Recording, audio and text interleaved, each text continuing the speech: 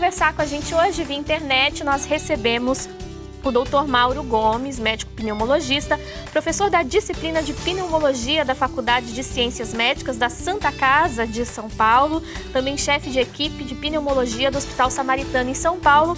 Doutor Mauro, primeiramente, a minha felicitação ao senhor pelo Dia do Médico e muito obrigada pela presença do senhor no nosso programa hoje. Obrigado, Letícia. Obrigado novamente pelo convite do pessoal da Boa Vontade para participar do seu programa. Sempre um prazer estar aqui com vocês. E obrigado pela homenagem aí, pelo Dia do Médico de todos vocês e todos os telespectadores que estão nos acompanhando e que felicitaram ontem pelo nosso dia. Muito obrigado.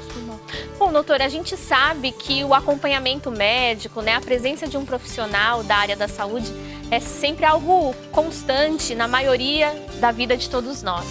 Agora, a chegada da pandemia do novo coronavírus trouxe uma mudança muito drástica, não só nessa relação médico e paciente, mas na própria rotina do profissional da saúde, não é mesmo? Queria que o senhor falasse, inclusive dentro da experiência, do trabalho que o senhor tem realizado nesse momento, né, atuando nos hospitais, como que tem sido para os profissionais da saúde, em especial para os médicos, essa questão, esse impacto no tratamento, no acompanhamento da doença?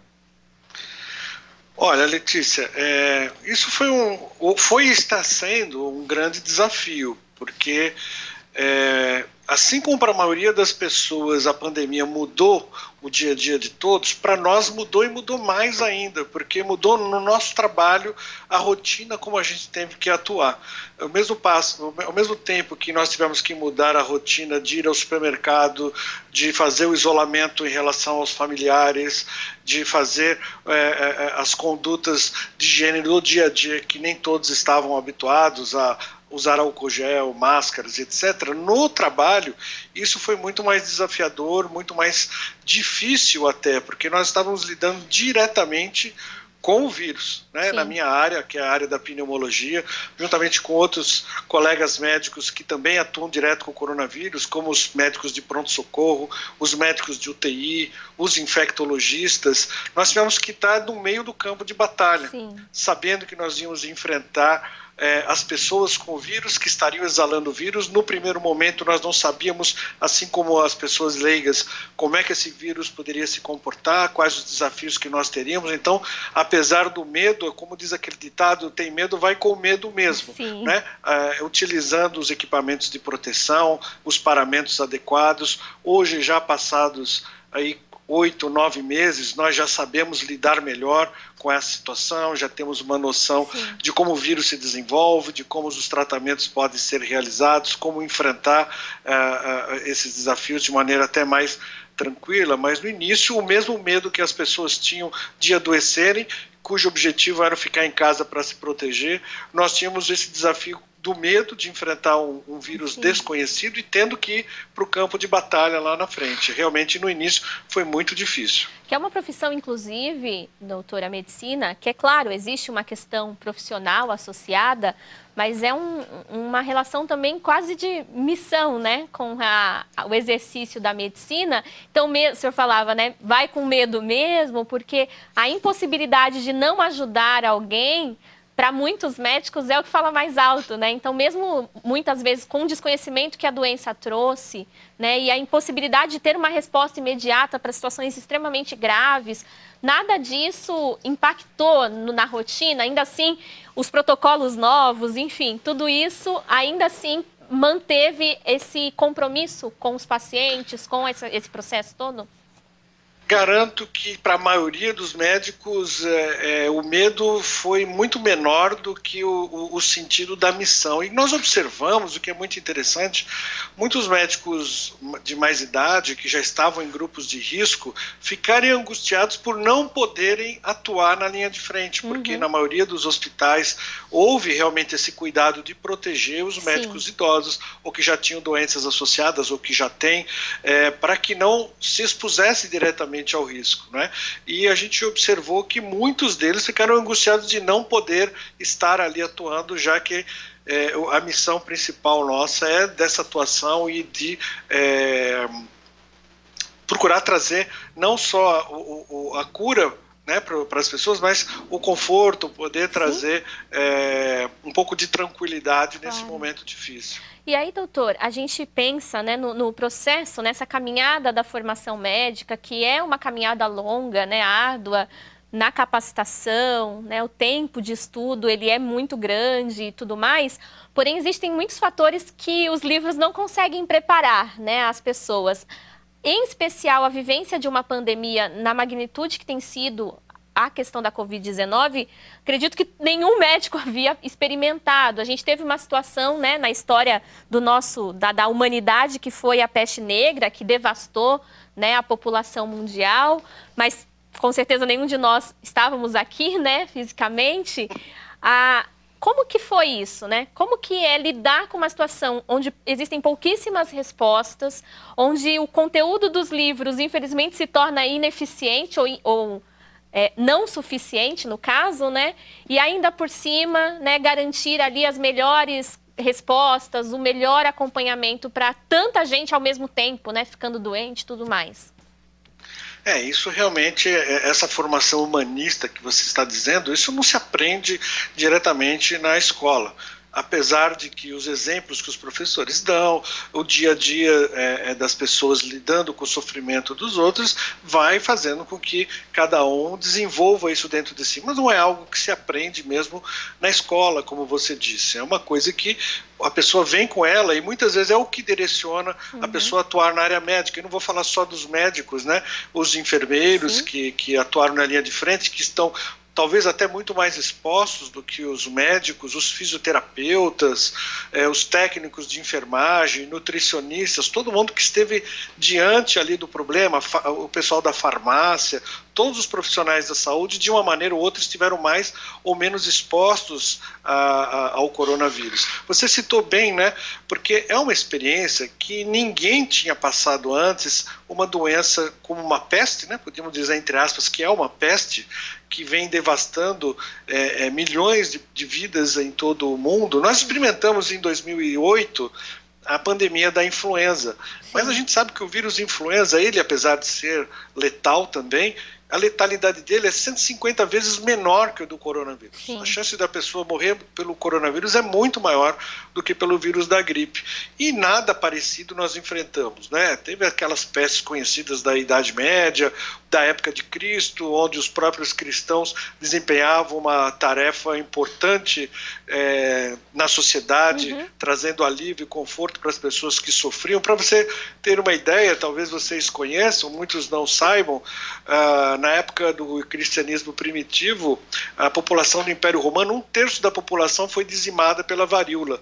E foi aí que o cristianismo cresceu, porque foram os cristãos que iam atuar na linha de frente, procurando trazer alívio para o sofrimento das pessoas, o que as outras pessoas, os romanos, os pagãos não faziam. E aí foi um grande exemplo de caridade do cristianismo e que trouxe esse exemplo para nós atuarmos hoje também durante a pandemia. Sem dúvida. Agora, doutor, é claro que a gente não pode dizer que há lado positivo numa situação em que tantas pessoas são vitimadas, né? Tantas pessoas vêm a óbito e tudo mais. Mas há algo que foi aprendido, em especial na área médica, com tudo isso que a gente tem enfrentado? Já dá para identificar alguma lição aprendida em tudo isso? Olha, especificamente sobre o coronavírus, muita coisa a gente aprendeu. Muitas pessoas ainda leigamente discutem em Twitter, em rede social, mas não se faz nada, se faz muita coisa pelo coronavírus. Hoje nós sabemos que existem medicamentos para atuar na fase grave da doença, que reduz a mortalidade, como o corticoide.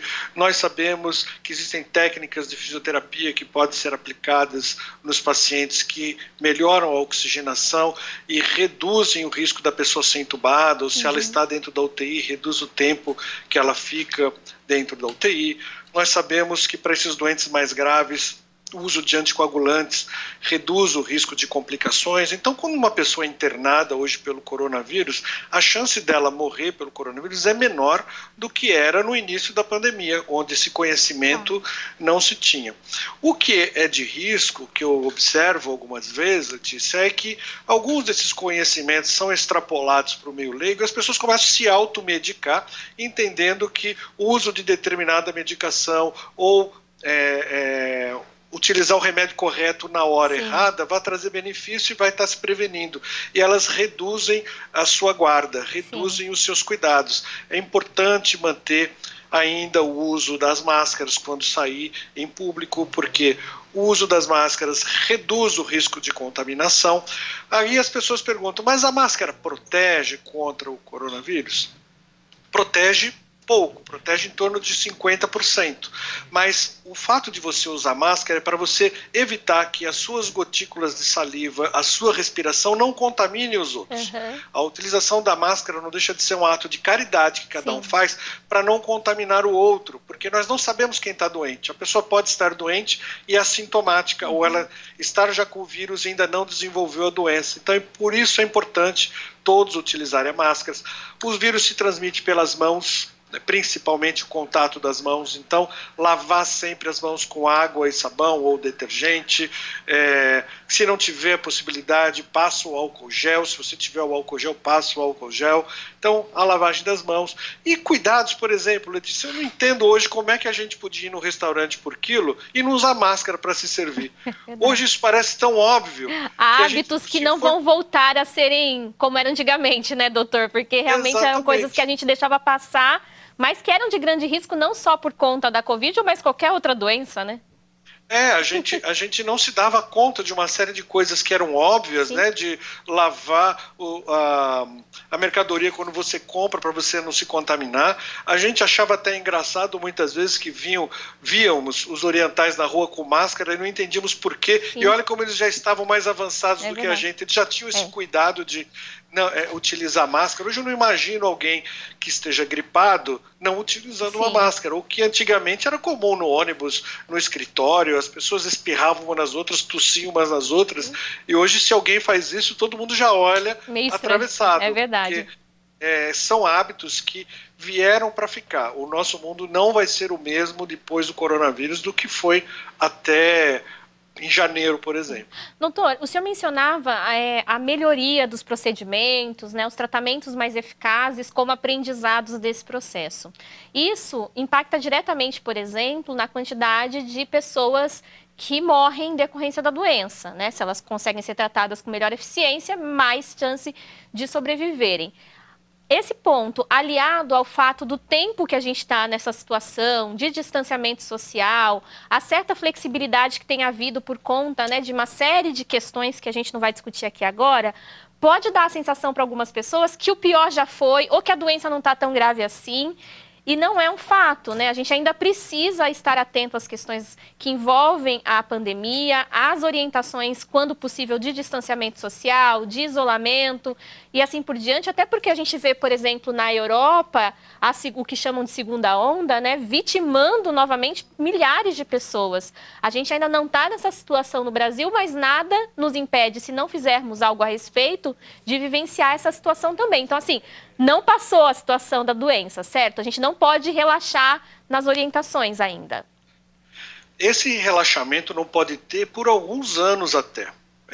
O problema é que algumas pessoas entendem essa flexibilização, que é importante, que é necessário que as crianças vão à escola, é necessário que a pessoa vá ao trabalho, é preciso que as pessoas tenham o seu sustento, é importantíssimo. Agora, a flexibilização não é liberou geral. Sim. Você não precisa se aglomerar em bares, em restaurantes, você não precisa se aglomerar em festas, não é para porque se expor, isso aumenta muito o risco de contaminação. E nós estamos dentro do hospital observando que o fluxo não parou de chegar os pacientes com Covid. O fato de poder estar flexibilizando é que aqui vai até um recado um pouquinho forte para essas pessoas que ainda não entenderam. Isso só significa que tem UTI disponível para você. Porque o fato das pessoas ficarem em casa era no sentido de que, olha, muita gente adoecendo ao mesmo tempo, muita gente vai morrer porque não vai ter recurso ao mesmo tempo para todo mundo. Hoje tem o recurso, quer dizer, se você adoecer vai ter UTI para você, não quer dizer que você não vai adoecer. E nem se então recuperar, isso é muito importante. Né? Porque a doença então, em si não tem cura evidente ainda, né, doutor? Um remédio diretamente contra o vírus que vai eliminar o vírus, isso ainda não tem, está se buscando a vacina. Mas esse processo da vacina ainda é longo e demorado. Não vai ter vacina para o final do ano, como está se dizendo. Isso daí é uma expectativa irreal, que muitas vezes é o desejo nosso, que faz a nossa expectativa grande, que faz com que a gente espere isso bem rapidamente. Para você ter uma ideia, a vacina que mais rapidamente foi desenvolvida até hoje, levou 5 anos para ser desenvolvida, que foi a vacina do Ebola. Então, é muita precocidade, nós temos uma vacina eficaz e segura para o coronavírus com 1 ano de coronavírus. Não vai ter. Então, a gente precisa manter a guarda levantada. Se você precisar sair de casa por causa do trabalho, por causa da escola, por uma série de motivos, ninguém vai ficar confinado dentro de casa o resto da vida, vá com o álcool gel, vá com a sua máscara, não vá em locais aglomerados, evite os locais com aglomeração, lave constantemente as mãos, passe o álcool gel se você tiver a possibilidade e mantenha a guarda levantada. Se você não precisar ir em algum lugar por alguma necessidade, evite, porque você está reduzindo o risco de contaminação que ainda existe.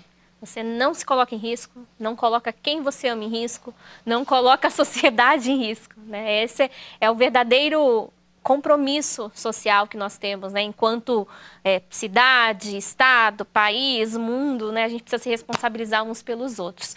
Doutor, infelizmente o nosso tempo já se esgotou nesse bate-papo, a gente acabou se estendendo um pouquinho nesse bloco. E aí, para encerrar, gostaria que o senhor trouxesse dentro da experiência do senhor, um recado para esses profissionais da saúde, para suas famílias que também estão enfrentando uma batalha, muitas vezes não podendo estar próximo de seus entes queridos e tudo mais, sobre esse momento, né, e essas expectativas futuras aí. Todos se dedicaram muito, né? Médicos, técnicos, enfermeiros, nutricionistas, farmacêuticos, fisioterapeutas, todos estão de parabéns. Muitos adoeceram, eu vi muitos colegas adoeceram, vi colega meu que trabalha na UTI conosco morrer, eu vi outros colegas bastante doentes. Então, primeiro, parabéns para todos que estão envolvidos e manter a força, a determinação, a disciplina nessa tarefa, porque não é uma tarefa fácil, não tem um fim breve, né? Provavelmente nós teremos que conviver com isso por mais algum tempo. Então, parabéns a todos e muita força, muita fé, porque muitos deles, Letícia, olha só que interessante, eu presenciei cenas de pessoas que ficaram meses sem ver a sua família, né? Pessoas que foram morar em casas separadas, foram morar em hotéis para não contaminar a família. Tem colega médico que desde o mês de março não vê os pais que são idosos, que estão no interior. Então, é realmente de um sacrifício muito grande, uma grande carga emocional isso para todos, e é importante manter, então, essa determinação, porque a nossa missão não é fácil e vai continuar. Perfeito. Doutor, muito obrigada pela presença do senhor. A gente vai voltar com certeza a conversar. Acho que tem muitos pontos ainda para discutirmos, falarmos dessa rotina, principalmente porque às vezes a pessoa não tem tanto contato assim com um profissional da saúde, às vezes não imagina, né, a dimensão de como as coisas mudaram, como que é a vida desse profissional também. Então, muito obrigada pela participação do senhor. Obrigado, Letícia. Obrigado a todos vocês. Fico sempre à disposição.